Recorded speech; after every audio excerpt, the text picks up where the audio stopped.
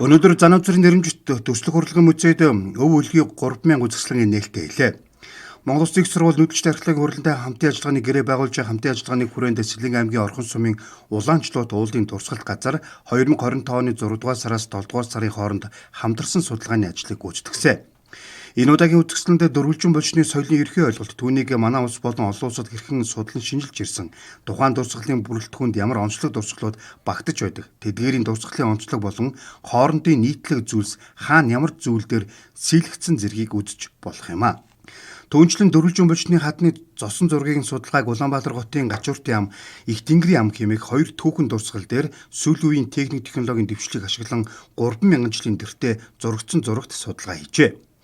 Ихэнх хэсгүүд нь алга болсон ч тэдгэрийг олон программын тусламжтайгаар хэрхэн иж бүрийн харж болох зэрэг олон сонирхолтой шин зүйлсийг олон нийтэд танилцуулсан.